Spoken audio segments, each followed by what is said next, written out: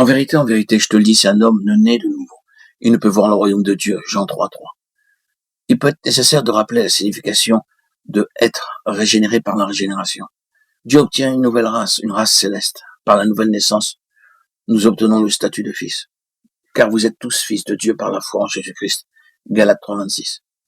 Ces deux choses sont en relation avec l'esprit. C'est lui qui doit être régénéré et naître de nouveau. C'est dans l'esprit, la lampe de l'éternel, que vient demeurer le Saint-Esprit. L'esprit de l'homme est une lampe de l'éternel. Proverbe 20:27.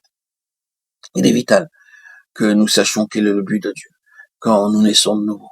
Dieu est un Dieu de dessein qui nous a prédestinés à être semblables à l'image de son Fils. Et par sa déclaration à Nicodème, le Seigneur montre de suite le but de la nouvelle naissance, voir le royaume de Dieu. Nous recevons la vie d'en haut pour que nous voyons Dieu en Christ par une révélation du Saint-Esprit et rien de moins.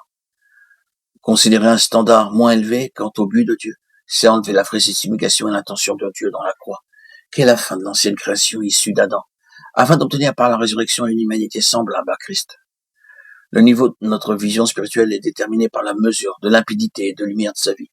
Elle nous apporte la connaissance intérieure et vivante de Christ, l'image de Dieu, et nous rend conformes à lui en qui sont tous les trésors de la sagesse et de la connaissance. Colossiens 2:3. Ainsi, la vie d'en haut est en nous pour que nous voyions dans une mesure grandissante Dieu en Christ, par révélation. Le sentier des justes est comme la lumière resplendissante, dont l'éclat va croissant jusqu'au milieu du jour. Proverbe 4:18. Les voies de Dieu vont concourir pour que ne cesse de croître la vision de celui qui est la vie et la lumière. La seconde déclaration du Seigneur à Nicodème concerne l'entrée dans le royaume de Dieu. En vérité, si un homme ne naît d'eau et d'esprit, il ne peut entrer dans le royaume de Dieu. Jean 3:5. Qu'est-ce que le royaume de Dieu? Le royaume de Dieu est tout ce qui est conforme à la nature de Dieu, c'est tout ce qui vient de Dieu et appartient à Dieu. Et cela définit en quelque sorte les frontières de ce royaume, tout ce qui n'est pas conforme à la nature de Dieu, qui n'a pas son origine en Dieu, n'y entrera pas. Chaque enfant de Dieu est habité de deux vies ayant une nature différente, opposée l'une à l'autre. Or, l'accomplissement du dessein de Dieu demande de la part du croyant un choix délibéré et fermement arrêté. En Jean 3:5, sans tarder, le Seigneur établit la condition pour la véritable connaissance de Dieu en Christ.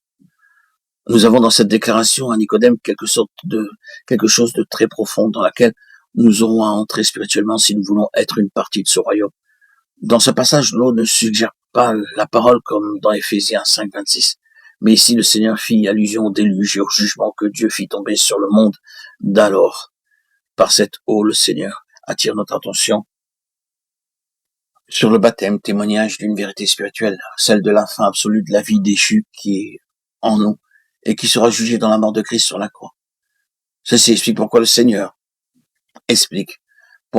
le Seigneur mentionne la scène du désert quand Dieu ordonna à Moïse d'élever le serpent d'airain.